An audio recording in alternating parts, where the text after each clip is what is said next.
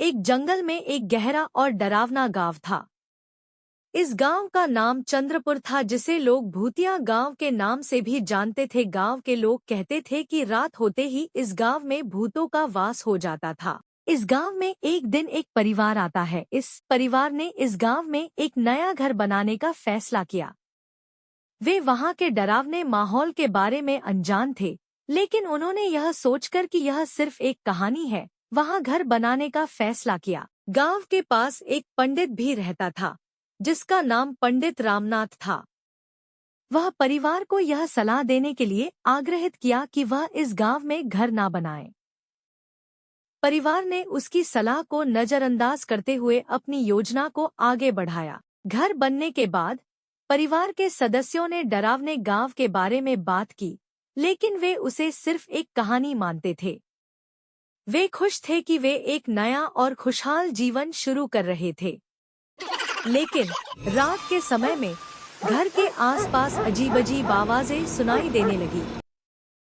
परिवार के सदस्यों ने डरकर एक दूसरे को देखा और विचलित हो गए। उन्हें यह मालूम नहीं था कि ये आवाजें कहाँ से आ रही हैं और क्या है। एक रात परिवार के बड़े बेटे ने अपने पिता से कहा, पापा, हमें इस घर में रहना नहीं चाहिए।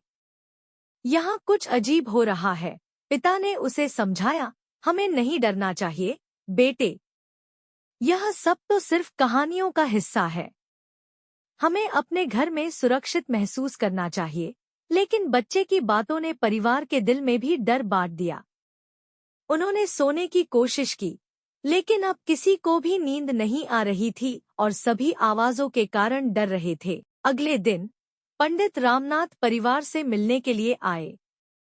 वह उनसे उनकी तनावपूर्ण हालत के बारे में पूछने लगा। परिवार ने अपनी सारी बातें बताईं और उन्हें डर का अनुभव किया। पंडित ने उन्हें आश्वासन दिया और उन्हें यह सलाह दी कि वे एक विशेष यज्ञ कराएं, जिससे वह गांव से सारी बुराइयां दूर हो जाएं। परिवार ने पंडित की सलाह मानी और उनके निर्देशानुसार यज्ञ कराया। जब यज्ञ पूरा हुआ तो उन्होंने एहसास किया कि गांव के वातावरण में एक सकारात्मक बदलाव आया है। उनका घर अब खुशहाल और शांत था। वे आत्मविश्वास के साथ अपने जीवन को आगे बढ़ाने के लिए तैयार थे। कहानी से सीख, भय और डर का सामना करने का सही तरीका है उससे निपटना और उसे पार करना।